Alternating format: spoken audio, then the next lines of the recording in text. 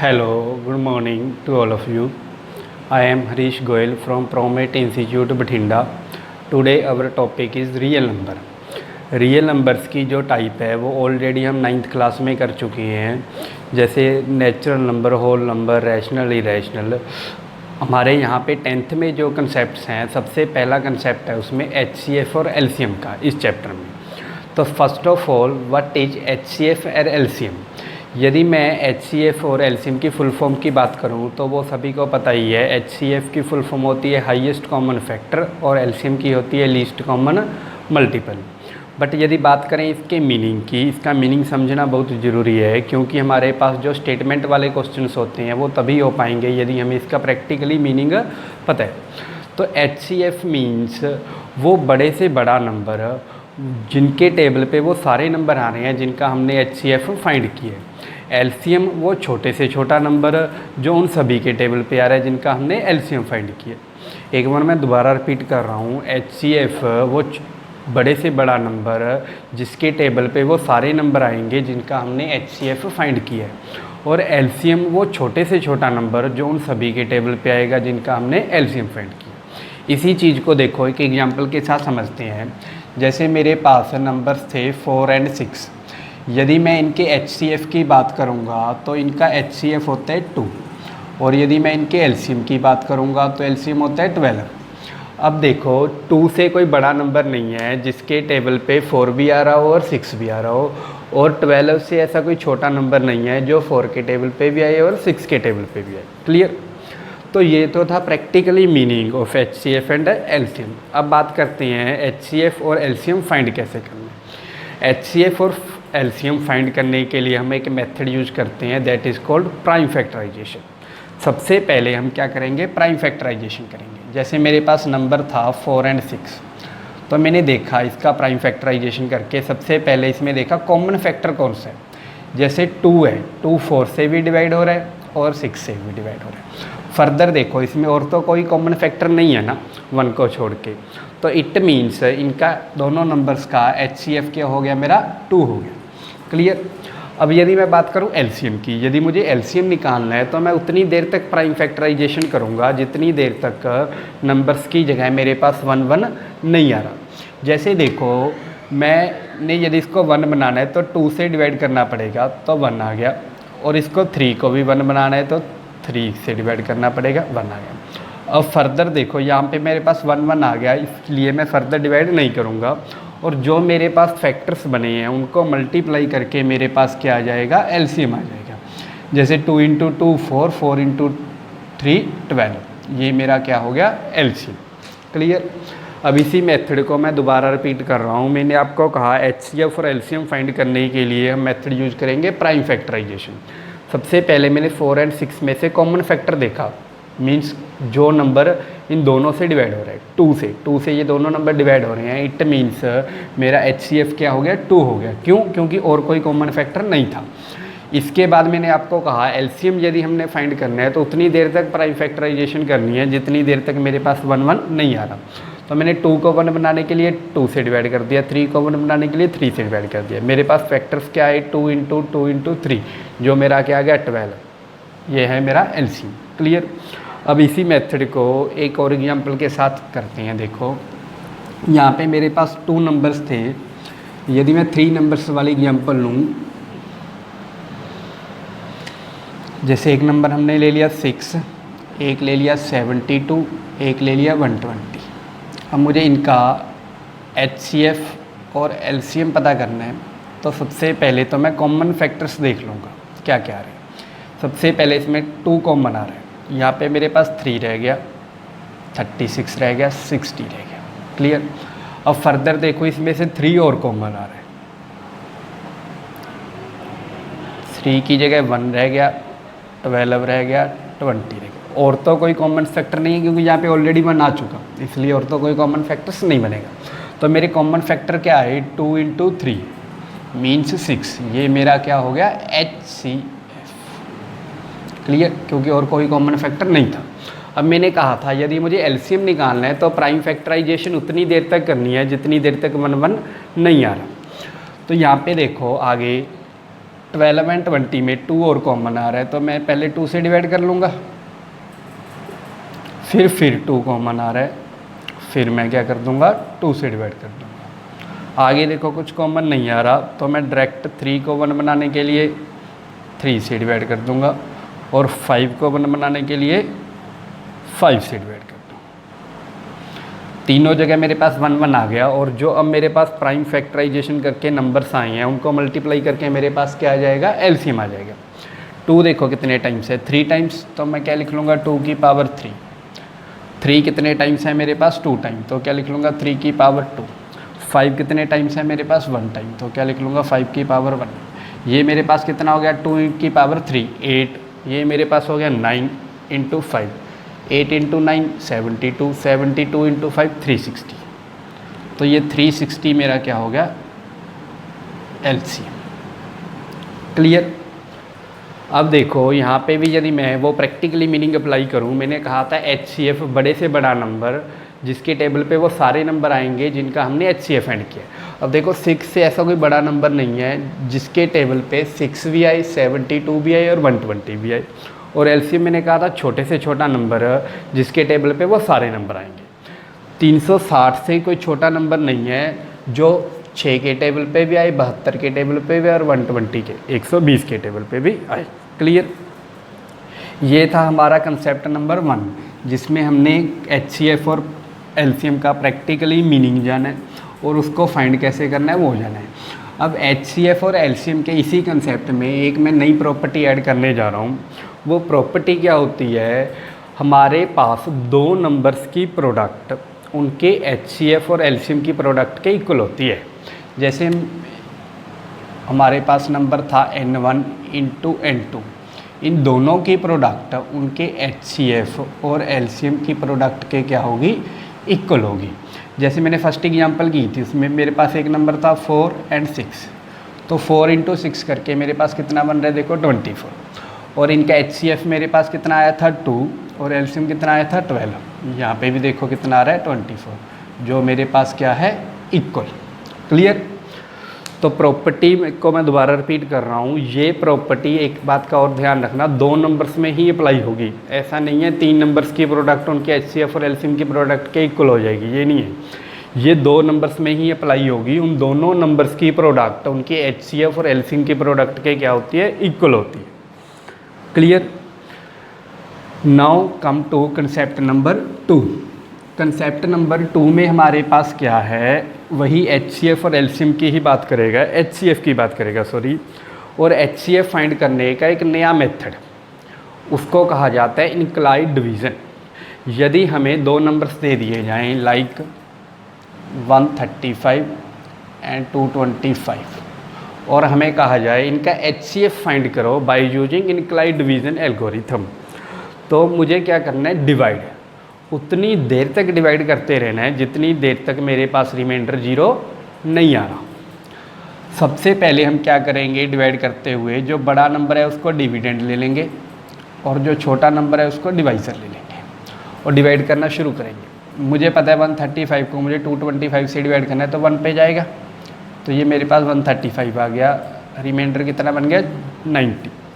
अब देखो जो रिमाइंडर है उसको मैं नेक्स्ट टाइम डिवाइज़र ले लूँगा और जो मेरा लास्ट टाइम डिवाइज़र था उसको डिविडेंड ले लूँगा, फर्दर फिर डिवाइड कर दूँगा, फिर 1 पे जाएगा 90 और उतनी देर तक डिवाइड करता रहूँगा जैसे मैंने कहा था जितनी देर तक रिमाइंडर 0 नहीं आ रहा। अब यहाँ पे मेरे पास रिमाइंडर कितना गया 45, फिर वैसे ही करूँगा 45 रिमाइंडर को डिवाइज़र ले लूँगा और लास्ट टाइम जो डिवाइज़र था उसको डिविडेंड ले लूँगा। अब देखो मेरे पास ये 2 पे गया, तो 45 को यदि मैं 2 से डिवाइड कर दूँगा तो 90 आ गया, रिमाइंडर मेरे पास बन गया 0। अब मैंने कहा तो उतनी देर तक डिवाइड करना है जितनी देर तक रिमाइंडर 0 नहीं आ रहा, और लास्ट टाइम जब रिमाइंडर 0 आ गया उस टाइम जो मेरा डिवाइज़र था वो मेरा हो जाएगा HCF। देखो मैं दोबारा रिपीट कर रहा हूँ इस मेथड को। यदि हमें 2 नंबर्स दे दिए जाएं या 3 नंबर्स दे दिए जाएं और हमें कहे इंक्लाइड डिवीज़न एल्गोरिथम से इनका HCF फाइंड करो, तो हमने क्या करना है, उन दोनों नंबर में से एक नंबर को डिविडेंड लेके छोटे वाले को डिवाइज़र लेके डिवाइड करना शुरू करना है। उतनी देर तक डिवाइड करते रहना है जितनी देर तक रिमाइंडर 0 नहीं आ रहा, और जो रिमाइंडर बचता रहेगा उसको डिवाइज़र लेके और लास्ट टाइम वाले डिवाइज़र को डिविडेंड लेके करते रहना है। अब ये वर्क तो यदि हम पेपर में हमारे पास क्वेश्चन आ रहा है, इसको करने पे फ्रंट पे भी कर सकते हैं और करने को इसको रफ वर्क में भी कर सकते हैं। जो फ्रंट में मेनली मुझे मेंशन करना है वो ये चीज़ मेंशन करनी है, dividend is equal to divisor into quotient plus remainder. जैसे मेरे पास फर्स्ट टाइम जो डिविडेंड था स्टेप 1 में मैं लिखूँगा 225 था और डिवाइज़र 135 था, कोशिएंट मेरे पास 1 निकल के आया, रिमाइंडर 90। और सेकंड स्टेप में मेरे पास डिविडेंड क्या था 135, डिवाइज़र क्या था 90, कोशिएंट क्या है 1 और रिमाइंडर कितना है 45। थर्ड स्टेप में मैं लिखूँगा मेरे पास डिविडेंड कितना है 90, डिवाइज़र कितना है 45, कोशिएंट कितना है 2 और रिमाइंडर कितना है 0। तो ये मेरा क्या हो गया HCF। क्लियर। इसी चीज़ को देखो मैं दोबारा एक्सप्लेन कर रहा हूँ। फर्दर मैं कह रहा हूँ दोनों नंबर में से बड़े नंबर को डिविडेंड लेके छोटे को डिवाइज़र लेके डिवाइड करना शुरू करना है और उतनी देर तक करना है जितनी देर तक रिमाइंडर 0 नहीं आ रहा। और साथ में जो मैंने मेनली चीज़ कही, ये जो डिवाइड कर रहे हैं हम, इसको मेंशन करने को फ्रंट पे भी मेंशन कर सकते हैं पेपर में, बट रफ वर्क में भी कर सकते हैं। जो मेनली फ्रंट पे मेंशन करना है वो ये स्टेप्स करनी है, dividend is equal to divisor into quotient plus remainder. First time मेरा डिविडेंड था 225, तो मैंने लिख लिया 225 is equal to 135 into 1 plus 90। फिर मेरे पास सेकंड टाइम डिविडेंड था 135, उसको लिख लिया 90 इंटू 1 प्लस 45। फिर मेरे पास डिविडेंड था 90 को मैंने लिख लिया 45 इंटू 2 प्लस 0। तो इट मीन्स जब मेरा रिमाइंडर 0 आ गया तो उस टाइम जो मेरा डिवाइज़र है वो मेरा क्या हो जाएगा HCF हो जाएगा। क्लियर। तो ये था मेरे पास कंसेप्ट नंबर 2 सेकंड। अब come to concept number third number concept में हमारे पास क्या है, हमें कोई स्क्वायर रूट वाला नंबर दे दिया जाएगा और हमें प्रूफ करना होगा वो नंबर इर्रेशनल है। सॉरी। तो सबसे पहले हम इस क्वेश्चन को यदि करेंगे तो हमें एक चीज़ पता होनी चाहिए, जितने भी हम रियल नंबर रीड करते हैं वो 2 टाइप के होते हैं, एक तो रैशनल या फिर इर्रेशनल। ये हमें क्यों पता होना चाहिए, क्योंकि लेट्स सपोज, जैसे इसको एक एग्जांपल के साथ समझें। जैसे मुझे कहा गया, मान लो √3 को मुझे इर्रेशनल प्रूफ करना है, हमने √3 को इर्रेशनल प्रूफ करना है। तो मैंने आपको कहा हमें पता होना चाहिए रियल नंबर 2 टाइप के होते हैं, एक रैशनल और एक इर्रेशनल। अब इस मेथड में मैं क्या करूँगा, इसको रैशनल मान के एट लास्ट ये प्रूफ कर दूँगा ये रैशनल नहीं है। पहले लेट कर लूँगा ये रैशनल है और एट लास्ट हम प्रूफ कर देंगे ये रैशनल नंबर नहीं है। तो यदि रियल नंबर 2 टाइप के ही थे, यदि ये रैशनल नहीं होगा तो इट मीन्स ये क्या हो जाएगा इर्रेशनल। क्लियर। नो, अब हमें ये चीज़ पता होनी चाहिए जो रैशनल नंबर है वो क्या होता है। रैशनल नंबर होता है जिस नंबर को हम P/Q की फॉर्म में रिप्रेजेंट करें, बशर्ते P एंड Q नंबर्स को प्राइम होने चाहिए। को प्राइम मीन्स ऐसे नंबर्स जिसमें एक को छोड़ के कोई भी कॉमन फैक्टर ना हो। मैं दोबारा फिर कह रहा हूँ, रियल नंबर 2 टाइप के होते हैं, रैशनल और इर्रेशनल। सबसे पहले मैं इसको लेट कर लूँगा ये रैशनल है और एट लास्ट हम प्रूफ कर लेंगे भी ये रैशनल नंबर नहीं है, तो ये मेरा क्या हो जाएगा इर्रेशनल हो जाएगा। अब यदि मैं बात करूं रैशनल नंबर की, तो मैंने आपको कहा रैशनल नंबर वो होता है जिसको P/Q की फॉर्म में रिप्रेजेंट किया जा सके, बशर्ते P एंड Q को प्राइम होने चाहिए। मीन्स उसमें 1 को छोड़ के कोई भी और कॉमन फैक्टर नहीं होना चाहिए। देखो जैसे मैंने लेट किया, पहले लेट √3 इज रैशनल नंबर। यदि ये रैशनल है तो मैं इसको A/B या P/Q की फॉर्म में लिख सकता हूँ, बशर्ते यहाँ पे लिख लो A एंड B आर को प्राइम। ये हम लेके चल रहे हैं A एंड B को प्राइम में, क्योंकि हमने अपनी तरफ से लेट किया है, ये रैशनल है। यदि ये रैशनल है तो को प्राइम्स तो होंगे ही अकॉर्डिंग टू रैशनल नंबर। तो अब देखो मैं क्या करूँगा, क्रॉस मल्टीप्लाई कर लूँगा। ये मेरे पास क्या बन जाएगा B × √3 is equal to A। अब क्या कर दूंगा, स्केयरिंग बोथ साइड, दोनों तरफ क्या कर दूंगा, स्केयरिंग।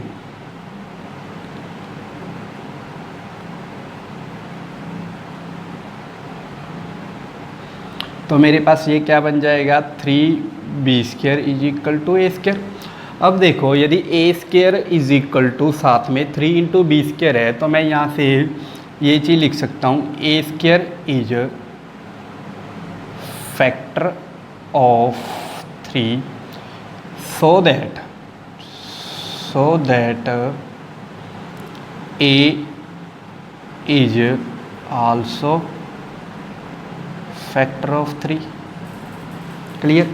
यदि a² 3 का फैक्टर है तो a भी 3 का फैक्टर हो गई होगा।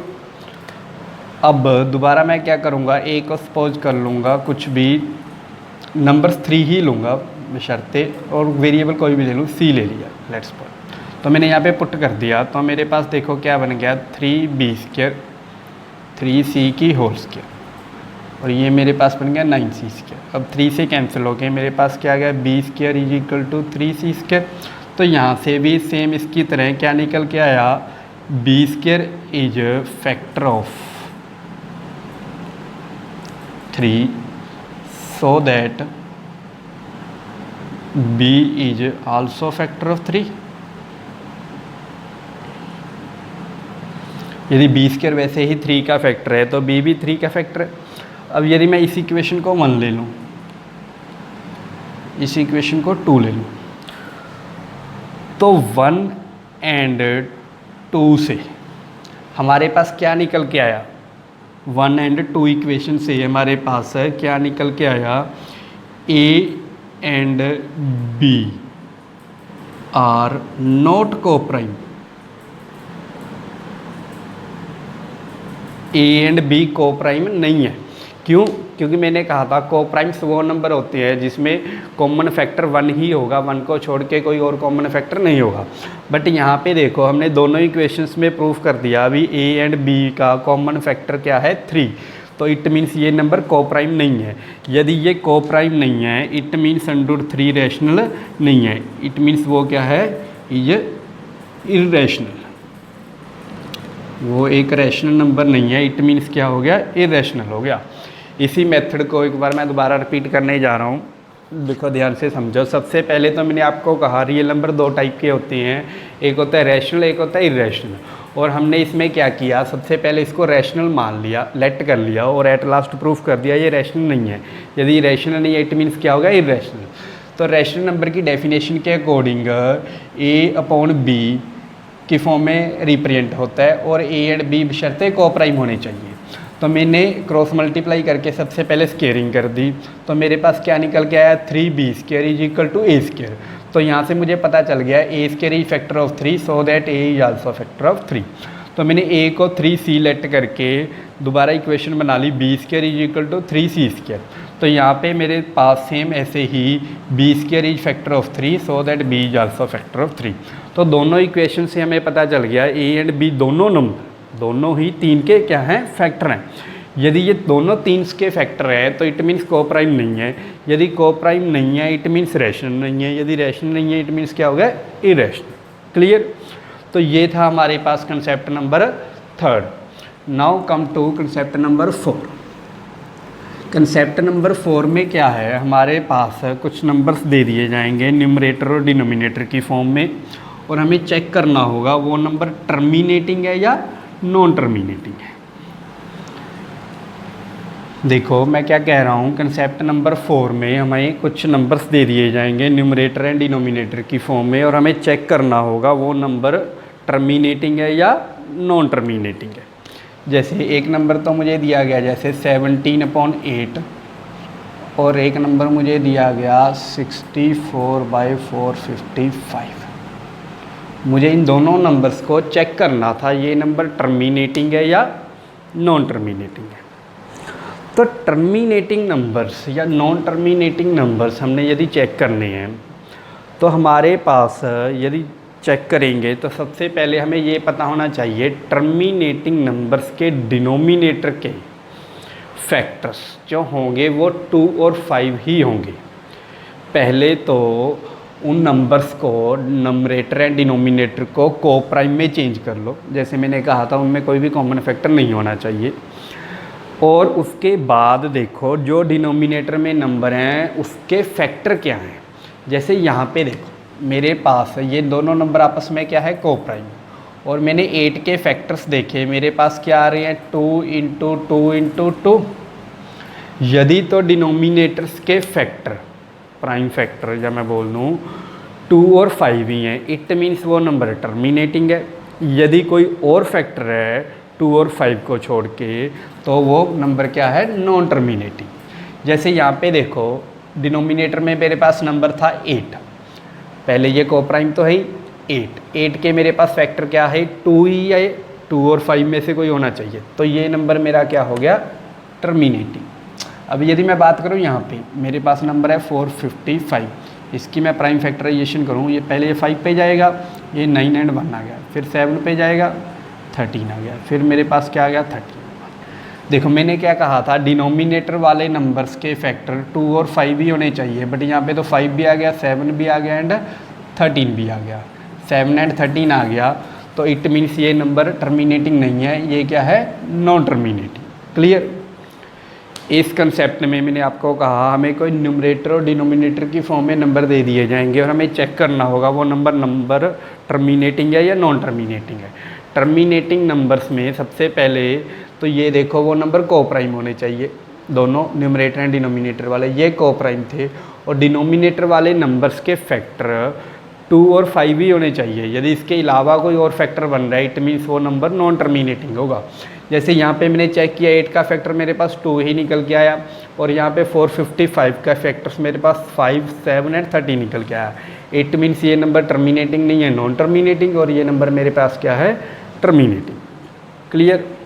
अब ये थे मेरे पास 4 कंसेप्ट जो हमारे 10th के सिलेबस के अकॉर्डिंग है। इस चैप्टर में कुछ और भी कंसेप्ट हैं जो रेगुलर क्लासेस में एक्सप्लेन कर दिए जाएंगे। बाकी अदरवाइज़ थैंक यू।